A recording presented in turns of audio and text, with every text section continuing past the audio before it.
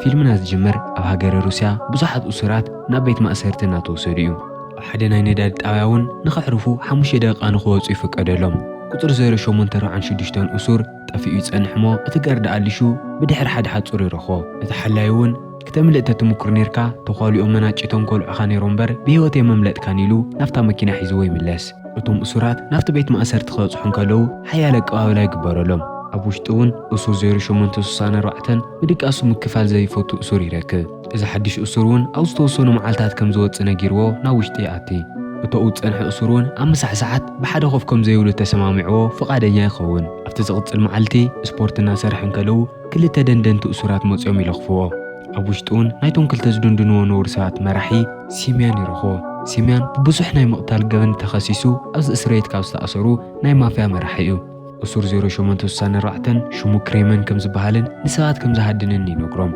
ምስሓቅ ከጀመሩ ግን ክሬመን ንኹላቶም ቀቲሉ ካብቲ እስር ቤት መምላጥ ይጅምር። ክሬመን እናምለጠ ዝረአዮ እቲ ምስኡ ዝድቅስ ነበረ እሱር እውን ኣብ 3 መዓልቲ ጥራይ ሓዲግዎ ስለ ዝኸደ ተገሪሙ ሽሙ እናፀውዐ ይጸንሕ። ካብቲ እስር ቤት ተምሊጡ እውን ክሬመን ናብቲ በረድ ዝተሸፈነ በረኻ ኣትዩ ይስወር። ኣብ መንገዱ ግን ሓደ ዓብዪ ዝተናደደ ትኹላ ይረክብ። ነቲ ትኹላ ዝተረዳድኦ እዩ ዝመስል ንኽርሕቕ ነጊርዎ ኣብኡ ናብቲ ጽቡዮ ዝነበረት ኣየር ይስቀል። ኣብቲ ኣየር ምስ ደየበ እውን ናብቲ እስር ቤት መምጽእ ትኽክለኛ ልእኽትኡ ንሲምያን ምቕታል ከም ዝነበረ ብግልጽ ገይሩ ይነግረና። እታ ኣብ ክሳዱ ዝነበረት ናይ ሕሸት ውቃጦ ሓሲሱ እናጥፋኣ እናረአና እውን እቲ ትኽክለኛ 0864 እሱር ኣብቲ ናይ ነዳዲ ጣብያ ኣዕሪፎምሉ ዝነበሩ ሰዓት ቀቲሉ ከም ዝገደፎ ንፈልጥ። ቅድሚ 16 ዓመት ክሬመን ብንእሽተዩ ምስ ሓው ዲሚትሪ ካብ ትምህርቲ ቤት ኣቦኦም መፂኡ ይወስዶም። ኣብቲ መኪና ምስ ኣተዉ እውን ኣቦኦም ኒኮላይ ዘሕዝን ዜና ይነግሮም ኣዲኦም ኣብቲ መዓልቲ እሱ ከም ዝሞተት። ኣብቲ ሰዓት እውን ብናይ ኣዲኦም ሞት ብዙሕ ንኸይንክኡ ኒኮላስ ንኽልተ ደቁ ንኽሃድኑ ናብ በረኻ ሒዝዎም ክኸይድ ይውስን። ኣብቲ ፓርክ ክንበጽሕ ከለና ከሊፕሶ ምስናን ቤትኣ ፍልይ ዝበለ ሰዓት እናሕለፈት ንረኽባ። መጻኢ ኸሪኣ ዝኽእላ ካርታታት ሂባ ንኽትምኩር ትነግራ። ከሊፕሶ እውን እቲ ካርታ ተቐቢላ 3 ካርታ ፈልያ ኣብቲ መሬት ምስ ኣቕመጠት ኣብ ጥርሙዝ ዝተዓፀየ መድሓኒት ኣውፅያ እዚ መድሓኒት እዚ ጊዜኡ ምስ ኣኸለ ብደንቢ ክጠቕመኪ ኢላ ተቐብላ። ምንም ከይጸንሓ ግን ናይ ጥይት ተኹስ ተሰሚዑ ወግዐን ይቋረጽ። ኣብቲ ናይ ምህዳን ምንቅስቓሶም ሴርጌይ ንኒኮላስ ደፋር እምበር ፈራሕ ንኸይኸውን የምህሮ። ዲሜትሪ ግን ብፍርሓቱ ዝፍለጥ ሰብ ኮይኑ ኣብ ድሕሪት ደው ይብል። እቲ ምሸት ንሱ እውን ኣቦኦም ንሓዲኦም ጥራይ ከም ዘቕርብ ብግልፂ እናውግዑ ይጸንሑ። ለይቲ ሓወን ዲዶም ተኣኪቦም እናውግዑ እንከለውን ብድሕሪቶም ሓያል ናይ ኣንበሳ ድምፂ ይሰምዑ። ኒኮላስ እቲ ኣንበሳ እሱ ፈጺሙ ከም ዘይቐተል ምስ ሰምዐ ንጅግና ዝቐተለ ጅግና ስለ ዝኸውን ብጽባሒቱ ኣልሹ ንኽቐትሎ ይውስን። ኣብቲ ሰዓት ንሱ እውን ኣሌክሴይ ዝተባሃለ ሰብ ምስኡ ንኽሰርሕ ንኒኮላይ ይሓቶ። ኒኮላ ግን ጽቡቕ መልሲ ስለ ዘይመለሰሉ ብጣዕሚ ይናደድ። ኣብቲ ናይ ምህዳን ሰዓት እውን ሴርጌን ዲሚትሪን ንድሕሪት እናውግዑ ክተርፉ እንከለዉ እቲ ኩሉ ሰብ ዘውግዐሉ ገጂፍ ኣንበሳ ይረኽብዎ። ሴርጌ ሽጉጡ ጠቂሙ ንዲሚትሪ ንድሕሪት ንኽኸይድ ይነግሮ። ግን ኣቦኦም በዚ መፂኡ ኸይበልዎ ተኪሱ ነቲ ኣንበሳ ይወቕዖ። እቲ ኣንበሳ ብዙሕ ግዜ ዋላ ተወቂዑ እምበር ንሴርጌ ኣንጠልጢሉ ሒዝዎ ይኸይድ። ወለዳ ንከሊፕሶ ፎቶ እናልዐሉን እቲ በረኻ እናተንቀሳቐሱን እንከለዉ ክሊፕሶ ምስኦም ከም ዘየላ ይፈልጡ። ከሊፕሶ እውን ተገሪማ ንሴርጌ እቲ ኣንበሳ ኣቕሚጥዎ ደሙ ናብ ናይ ሴርጌ ደም እናነጠበ ትርኢ። እቲ ኣንበሳ ሓዲግዎ ምስ ከደ ከሊፕሶ እናጉየት ናብ ሴርጌ ትቐርብ። ውንኡ ስሒቱን ቀሲሉ እናሞተን ስለ ዝጸንሐ እውን እታ ነንበይታ ዝሃበታ መድሓኒት እትጥቀመላ ትኽክለኛ ሰዓት ሸዓ ምዃና ፈሊጣ ብምልኣ ተስትዮ። ሓገዝ ንኽግበረሉ ሄሊኮፕተር ፀዊዓ እታ ናይ ኣንበሳን ናይ ሰብን ስእሊ ዘለዋ ካርታ ኣብ ኣፍ ልቡ ገዲፋሃሉ ትኸይድ። ኣብቲ ሆስፒታል ምስ በጽሐ እውን ሴርጌ ብህይወት ከም ዘይመፀን ከም ዝሞተን ተነጊሩ ናብ ናይ ሬሳ ክፍሊ ይውሰድ። ድሕሪ 3 ደቂቓ ካብ ሞት ተመሊሱ ምስ ነቕሐ እቶም ዶኳትር ምንም ከረድእዎ ኣይከኣሉን። ግን እታ ኣብ ልዕሊኡ ዝተረኸበት ከሊፕሶ ዝሓደገህሉ ካርታ ይቐብልዎ። ናብቲ ሆስፒታል ኣቦኡን ሓውን ክመፁ እንከለዉ ካብ ኣቦኡ ናይ መጀመርያ ዝሰምዐ ቃል ንምንታይ ነቲ ኣንበሳ ዘይቀተልካዮ እያ። ንወዱ ተወሳኺ ሕክምና ከም ዘየድልዮን ካብዚ እንድሓር ባዕሉ ጠንካራ ከም ዝኾን ብምእማን እውን ንወዱ ንገዝኡ ሒዝዎ ይምለስ። ኣብቲ ናይ ገጠር ገዝኦም ምስ ከዱ እውን ሴርጌይ ኣዲኡ ዝገደፈሉ ደብዳቤ ንብብ። ኣዲኡ ዝሞተት ብኻሊእ ምኽንያት ዘይኮነስ ንባዕላ ጥፍያ እያ። እሱ ክትገብር ዘገደዳ እውን ናይ ኣቦኦም ጸባይ ምዃኑ ተረድኦ። ጽኒሕ ኢሉ እውን ንሓው ዲሚትሪ ክረኽቦ እንከሎ ነቦኡ እናተጻረፈ ይጸንሕ። ኣቦኡ እውን ንሴርጌይ ሓውካ ቐቲልካዮ ነርካ ነቲ ኣንበሳ ተኲስካ ተትወቕዖ ነርካ እዚ ኩሉ ይምተፈጠረን ኢሉ ንወዱ ይኹርየሉ። ከምዚ ኢልካ ድኹም ዝኾንካ ምስ ኣዴኻ ስለ ዝዓበኻ ኢኻ ንምጻእ እውን ጠንካራ ክትከውን እንተኮይንካ ኣብዚ ምሳይ ክትዓብለካ ኢሉ ንሴርጌይ ነግሮ። ሓውካ ዲሚትሪ ግን ናብ ኒውዮርክ ተመሊሱ ትምህርቱ ቅጽል ኢሉ የፍልጦ። ኒኮላይ ንሴርጌይ ናይቲ ዝቆተሎ አንበሳ ርእሲ ዘሐጉሶ መሲልዎ ከም ህያብ ይህቦ። ሴርጌይ ግን ብጣዕሚ ተናዲዱ ስለ ዝነበረ ንመጀመርያ ግዜ ንቡኡ ጸሪፍዎ እንከይሰምዖ ናብ ምህራሱ ይምለስ። ሓው ናብ ክፍሉ ክመጽእ እንከሎ ንዕኡ እውን ደፊኡ ኣውፅኡ ምስ እንስሳት ዝበለጸ ምቅራብን ምስማዕን ከም ዘለዎ ብምስትውዓል ካብታ ሃገር ንኽጠፍእ ይውስን። እታ መድሓኒትን ፓስፖርቱን እታ ኣፍ ልቡ ዝጸንሖቶን ካርታን ሒዙ ካብቲ ገዛ ክምልጥ ብቆርቆሮ እናኸደ እንከሎ ይጸድፍ። ዝገርም ነገር ግን ከም ድሙ ምንም ከይተጎድአ በእጋሩ ይዓልብ። ገለ ችግር ከም ዘሎ ተረዲእዎ እውን ቅድሚ ጠፊኡ ምኻዱ ንሓው ዲሚትሪ ቀሪቡ ይቅርታ ይሓቶ። እንድሕር ደልይዎ እውን ኣብ ናይ ኣዲኦም ዝተሓበአ ቤት መንግስቲ ኣብ ሩስያ ከም ዝረኽቦ ይነግሮ። ኣብ ግምግም ባሕሪ ኸይዱ ናብ ሩስያ ናብ ዝተኸይድ ነበረት ጃልባ ይስቀል። ኣብ ናይ ሩስያ ሰሃራ ምስ በጽሐ እውን እቲ ልዑል ናይ እንስሳት ህዋሳት ተጠቒሙ ብዙሓት ባፈሎታት ንኣንፈቱ ከም ዝመፁ ኣለዉ ይሰምዕ። ፈሪሑ ጠጠው ኢሉ ደኒኑ እንከሎ ካብቶም ካልኦት ባፈሎታት ንኽከላኸለሉ ብዝገርም መንገዲ ሓደ ባፍሎ ቅድሚኡ ጠጠው ይብል።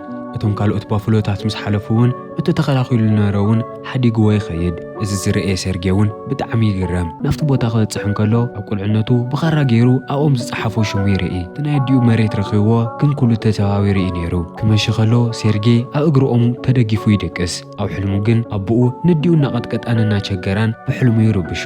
እቲ ንደት እውን ከም ኣቦኡ ዝበለ ሓደገኛ ሃዳነ ንክኸውን ይገብሮ። ኣብቲ ጫካ እቲ ሓድሽ ናይ እንስሳ ሓይሉ እናመኮረ እንከሎ እውን ኣብ ሓንቲ ኦም ደይቡ ሃደንቲ ንሓደ ብዕራይ ቆርኑ ንኽወስዱ እናቐተልዎ ኣርሒቑ ይርኢ። እቲ ቦታ ክበጽሕ እንከሎ ኩላቶም ቶም ኣውዕር ተቐቲሎም ይጸንሕዎ። ኣብ ሰከንዳት እውን ንኹላቶም ቶም ሃደንቲ ናብ መሬት የውድቖም። እዚ ርኢና ናብ ትኽክለኛ ሰዓት ንምለስ። ክሬቨን ንሲሜን ቀቲሉ ካብ ዝምለስ ዓመታት ሓሊፍኒ። ክሬቨን ዝተቐየረ ኣብ ታንዛንያ ሓደ ገጂፍ አንበሳ ካብ ዝነኽሶ እንድሓር ምዃኑ ንፈልጥ።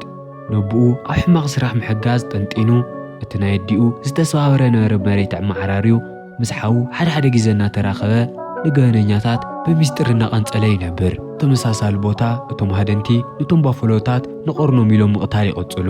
ክሬቨን እውን ኣብ መንገዶም ጸኒሑ ንምንታይ ንቐርኒ ኢልኩም ጥራይ ህይወት እንስሳት ተጥፉ ኢሉ ይሓቶም። እቶም ሃደንቲ እውን ስለ ንኽእል ኢሎም ጥራይ ስለ ዝተዛረብዎ ክሬቨን ብጣዕሚ ተናዲዱ ንኸይኸዱ ይነግሮም።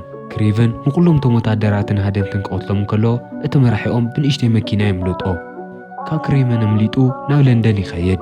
ሓላፊኡ ተግለን ስለ ዝደንጎየ ይቅርታ እናሓተተ ናብቲ ውሽጢ ቢሮ ክኣቱ እንከሎ እውን እቲ ሓላፊኡ ተቐቲሉ ደሙ ብመሬት ከም ዝፈስስሎ ይፈልጥ። ክሬቨን ኮፍ ኢሉ ይጸንሕ። ሕቶታት ሓቲቱ ዝደልዮ መልሲ ምስ ረኸበ እውን ክሬቨን ነቲ ዝተመለሰ ሰብኣይ እውን ቀቲልዎ ይኸይድ። ኣብ ሓደ ሓዘን እውን ከሊፕሶ ዘሕዝን ዘርርብ እናገበረት ንሪኣ።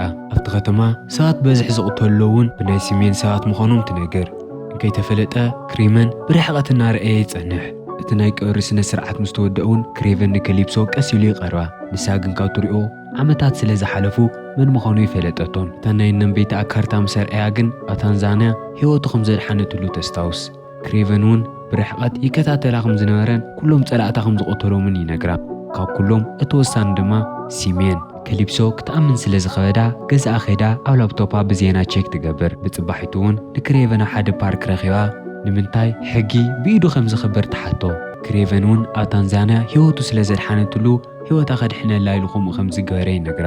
ከሊፕሶ እውን ትኽክለኛ መንገዲ ዋላይ እምበር ንሱ ምማቱ ሕጉስቲ ከም ዝኾነት ትነግሮ።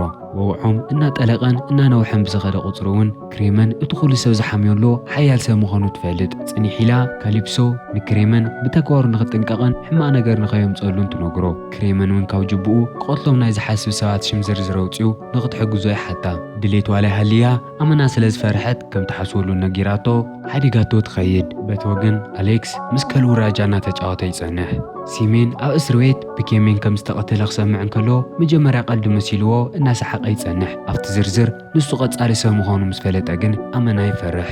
ነብሱ ንኸድሕን እውን ንናይ ሲሜን መሳርሕቲ ኣብ ሓደ ቦታ ይቖፅሮም። እቶም ክሕግዝዎ ዝመፁ ሰባት ግን መንነቱ ስለ ዘይፈለጡ ንዕቖምዎ ከረድኦም እናፈተነ ብጥይት ተኲሶም የውቕዕዎ። ብዝገርም ኩነታት ግን ኣሌክስ ካብቲ ዝወደቐሉ ተሲኡ ሰውነቱ ቀስ በቐስ ንእምኒ ይቕየር። እቲ ዝወቕዕዎ ጥይት እውን ከም ጸጸር ካብ ቆርበቱ እናነቐለ ይውፅኦ። እቶም ስናይፐራት እውን ነቶም ጋንግ ክልተ ሰባት ጥራይ ገዲፎም ሙሉእ ንሙሉእ ይቐትልዎም። ካብ ክልቲኦም ሓዲኦም ጥራይ ከም ዝሕግዝዎም ምስ ነገረ እውን በዓልቲ ንባዕልቶም ተቐቲሎም ሓደ ይተርፍ። በቲ ወገን ዲሚትሪ ናይ ባዕሉ ባር ከፊቱ ዓማዊሉ ንኸዘናግዕ ፒያኖ እናወቕዐ ይጸንሕ። ኣቦኡ ናብቲ ባር ክመጽእ እንከሎውን ተሕዝን ደርፊ ነቦኡ ኢሉ ይደርፍ። ኒኮላይ እቲ ደርፊ ስዋላ ፈትይዎ እናሰምዖ ይጸንሕ። በቶም ኣብቲ ቦታ ነብሩ ሰባት ኣመና ይርበሽ። ሲምያን ንኒኮላስ እውን መሳርሕቱ ስለ ዝነበረ እውን ክጨናነቕ ገይርዎ ኣሎ። ግን ኣሌክስ ነቶም ቀተልቲ መጀመርያ ተሰማሚዖም ስለ ዝነበረ ንኒኮላይ ክቐትልዎ ይሞክሩ። ኒኮላይ ነቶም ቀተልቲ ኩሎም ምስ ቀተሎም ዲሚትሪ ኣብ ትሕቲ ፒያኖ ተሓዊኡ ስለ ዝነበረ ብጣዕሚ ይናደድ። እቲ ዝተሓውኡሉ ወፂኡ ናብ ኣቦኡ ምስ ቀረበ እውን ጅግናን ደፋርን ንክኸውን ይሓቶ። ኣብዚ ሕዚ ሰዓት እዚ ዝቃለሰሉ ደፋር ወዲ እምበር ዝሃድም ፈራሕ ውላድ ከም ዘይደሊ ይነግሮ። ኣሌክስ ካብቲ ዕለት እሱ እንዳሓር ራይኖ ተባሂሉ ዝፍለጥ ሓደገኛ ሰብ ይኸውን። እቶም ንኒኮላይ ክቐትሉ ዝሰደዶም ማፍያታት ኩላቶም ከም ዝተቐተሉን ኒኮላይ ከም ዘይሞተን ምስ ፈለጠ እውን ኣመና ይሓረቕ። ሓደ ሰራሕተኛ እውን ናይ ክሬቨን ዝተቐረጸ ፍላሽ ሒዙ መጺኡ ወዲ ኒኮላይ ምዃኑ ይነግሮ። ራይኖ እውን ንሓደ ቀታሊ ቆፂሩ ንክሬመን ኣሊሽኖ ቆትሎ ይእዝዞ። እቲ ቀታሊ ናብቲ እስር ቤት ከይዱ ብዛዕባ ክሬመን እናጻረየ እንከሎ ሓደ ዋርድያ መጺኡ ኢዱ ሓፍ ንኸብል ይነግሮ። ሓያል ፍጥነቱ ተጠቒሙ ግን ነቲ ዋርድያ ሽጉጡ መንጢሉ ተኩሱ ይቆትሎ። በቲ ወገን ክሬመን ናብ ሓደ ህንፃ ማንም ሰብ ከይረአዮ ተሓዊኡ ይኣቲ። ናብ ውሽጢ ክኣቱ እንከሎ እውን ብጀካ ሻወር ኣብ ካሊእ ሰብ ይበሃል የለን። እቲ መዓልቲ እሱ እውን ናይ ሓዊ ዲሚትሪ ልደት በዓሉ ስለ ዝነበረ ተሓዊኡ ጸኒሑ የደንግጾ። ክሬቨን ቀልጢፎም ክዳኖም ንቑዩር ነጊርዎ ሱፍ ገይሮም ናብቲ ዝደለይዎ ቦታ ይኸዱ። ድራር እናበልዑ እንከሎ እውን ኣቦኡ ክንደይ ናይ ዝኣክል ከም ዘሳቅየሎ ይነግሮ። ክሬቨን ናይ ኣቦኦም ዘረባ ንኸይሰምዕን ንባዕሉ ነፃ ኮይኑ ንኽነብርን የእምኖ። እንከይተጸበይዎ ግን ኣቦኦም ናብቲ ቦታ ከይተዓደመ ብምምጻእ ወግዖም የቋርጾ። ንዓመታት ተፈላለዮም ከም ዘይነበሩ እውን ከም ቀሊል ወግዒ ተዘራሪቦም እቲ ምሸት ንገዝኦም ይምለሱ። ንሓዉ ኣብ ዓራቶ ደቂስዎ ኣብ ሶፋ ክህርስ ክምኩር እንከሎ ህራ ዝበሃል ኣይመጾን። ካብቲ ህንፃ ወፂኡ ኣብ መሬት ክድቅስ እንከሎ ዝበለጸ ተመቺዎ ሃርዲሱ ይሓድር። ኣብቲ ሊፍቲ ዝነበረ ሰብ ክሕዘሉ ዋላ ፈቓደኛ እምበር ብኻራ ወጊኡ እታ ሊፍቲ ጠጠው ኣቢሉ ይስቀል። ናብ ናይ ሓዉ ኣፓርታማ ክኣቱ እንከሎ እውን ኩሉ ነገር ተበታቲኑን ሓዉ ጠፊኡን ይጸንሕ። በቲ መስኮት ክርኢ እንከሎ እውን ዲሚትሪ ዘይተፈለጡ ሰባት ጠሊፎም ናብ መኪና እናእተይዎ የርኢ። ሓዉ ንቐድሕን እውን እቲ ናይ ኣራዊት ዓቕሙ ተጠቂሙ ነታ መኪና እናጎየ ይስዕባ። እቲ ውሽጢ መኪና ንዲሚትሪ ዝኾነ መደንዘዝ ወጊኦም ምኑኡ ከም ዝስሕት ይገብርዎ። ክሬቨን ብመስኮት ነጢሩ ኣብታ መኪና ይዓልም እሞ ማዕጾ ዓፂፉ ምስ ከፈቶ ናብ ውሽጢ ክኣቲ እናተባእሰ ይጸንሕ። ግን መኪና ገጫቶ ደጊሞም ጸደፈ ምጉያዩ ይቐጽል። ኣብታ ናይ መጨረሻ ሰዓት ሄሊኮፕተር ገይሮም ክኸዱ እናበሉ እውን ብገመድ ገይሩ ይሕዞም። እቲ ሄሊኮፕተር እናጎተተቶ በቲ ማይ እናተንሸራተተ እንከሎ እውን ኣብኡ ጸንሐ ተሪር ሓጭን ወቂዕዎ ነታ ሄሊኮፕተር ይሰዳ።